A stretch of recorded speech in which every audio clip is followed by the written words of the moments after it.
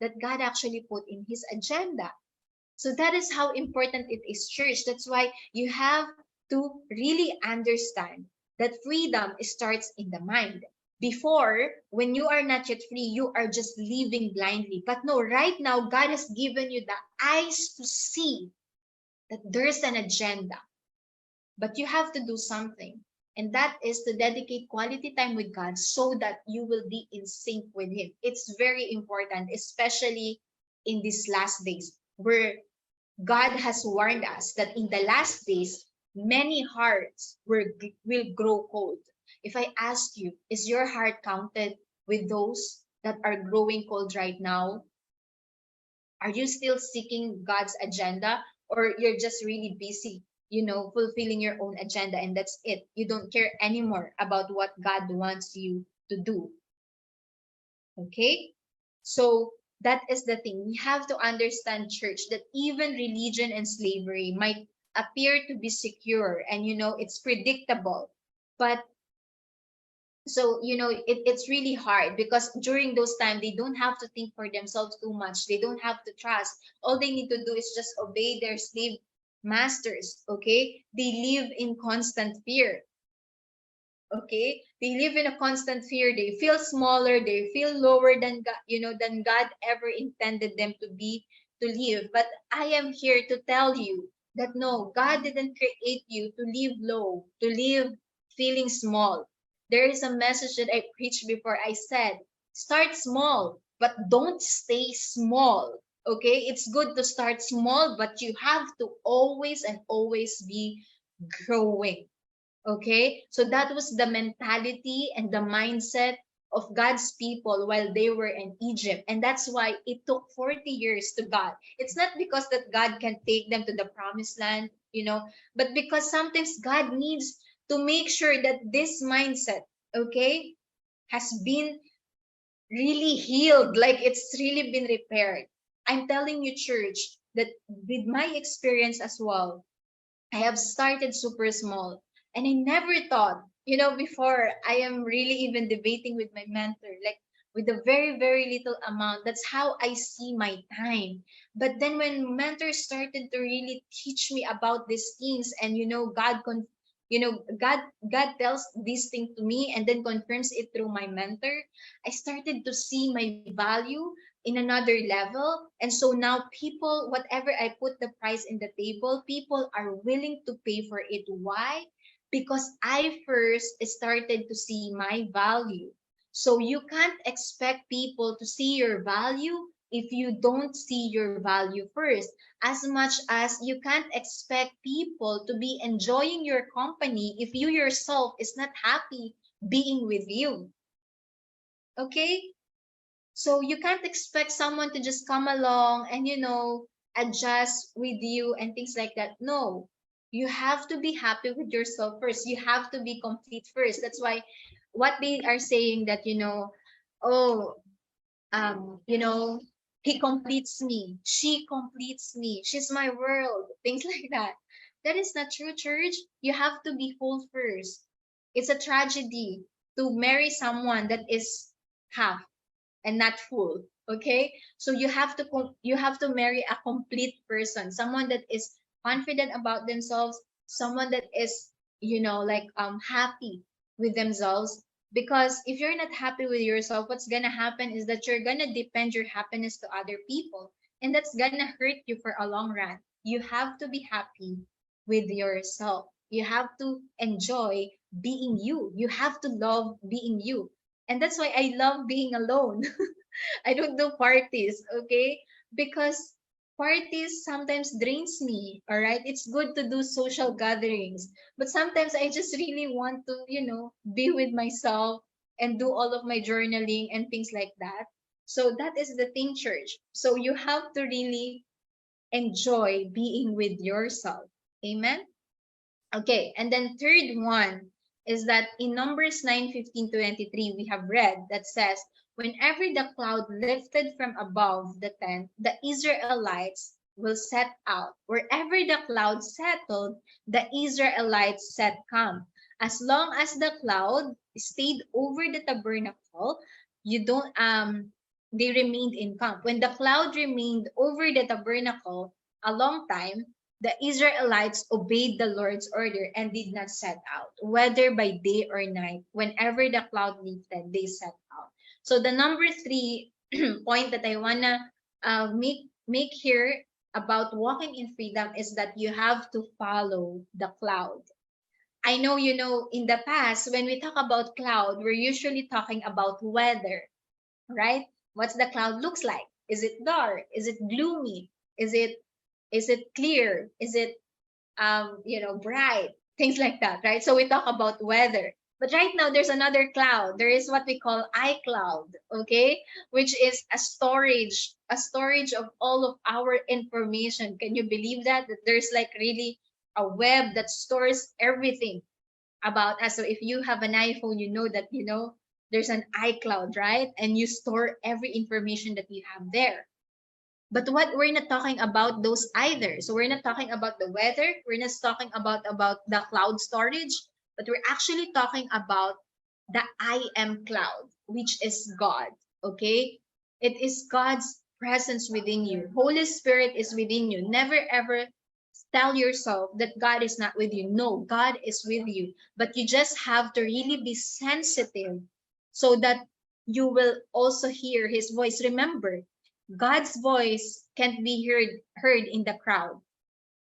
God's voice, Moses said that God's voice is not in the thunder, God's voice is not in the wind, but Moses heard God's voice in what? A small, still voice. So that's why you have to really have that, alone time with God so that you can hear that small. It's hard to hear. That's why you have to be in the place where it's so quiet, where it's just you and God, so you can hear him. Okay? You can't hear God inside the church. What I'm saying is that you can't hear him speak to you privately in a public setting. You can only hear really what God specifically is telling you, in the private. The things that we hear in the church, the things that we hear with our friends, the things that we hear from our pastors, from our mentors, could just be, a confirmation or sometimes an initiation of God's word. But still, in your quiet time, that is still where the confirmation, where the assurance comes from. That's why you can't church. You can't continue living this life without that time with God. You can't. All right? So you have to really have carved that time for God and just tell to yourself, you know what? From this time to this time, it is for God. Nothing else, nothing more. Okay? So as you can see, like what I've told you, the Israelites followed the cloud, and that's how they reach their destination. They're just following this cloud over and over again, right? So whenever the cloud lifts up, they know that okay, it's time to move. And that's why in our season, you have to understand that sometimes it explained. Read again the Numbers 9:15-23. You will see there that it says sometimes the cloud will settle just overnight, sometimes for a few days, but sometimes even for a year. When the Israelites went to the Mount Sinai, the cloud actually settled for more than a year. And so that is the same thing with your life. Sometimes you are thinking, oh, you know what? Maybe God has forgotten me. Maybe God is not really doing anything about my circumstances. No. Sometimes God uses that time in order to mold you. Remember, there's a goal. God's goal is to fix your mindset and hone you, because God knew that, okay, you grew up. That's why even myself, right? I have this kind of like poor mentality before. I have the one of the mentality that I have that I actually abandoned right now is that when people do something to you, there is what we call an utang na loob in Filipino, that when someone do something for you, it's like you need to always, like, you need to return the favor to them. But then I realized that no, this is actually not a good mentality. It's good to thank people, but if they are not happy, that's why there is even a TV show that shows one mother, okay, that actually trying to sue her daughter just because she's not giving, to that parent, so the thing is, so the parent was saying that, no, I have paid for your school, I have did this, I have done that. But you have to realize that there is what we call responsibility, okay, that is a parent ought to do for their children, right? And so we are not supposed to really do something in return. The Bible teaches us to give without expecting any return, right? And so that is the same thing. And so when people do something to us, it's good to appreciate them, if there's something that you can do actually for them, yeah, it's good to also return the favor. But we are not in the business of living our life trying to return that favor every day. Because what's gonna happen is you're gonna be stuck, and then you're not going to be able to also grow yourself, so that you can enable, so that it will enable you to help more people than just one person. Okay, I hope you understand my point there. So that is one of the poor mentality I have before, that I have to abandon. And I just really like, whenever, because sometimes people, when you don't help them, they will start, talking about you, talking bad about you, or going behind your back. And the only approach that I can do there is to really pray for them and ask God, Lord, I don't know what happened to these people. So that means that they are only helping me because they are expecting for a return.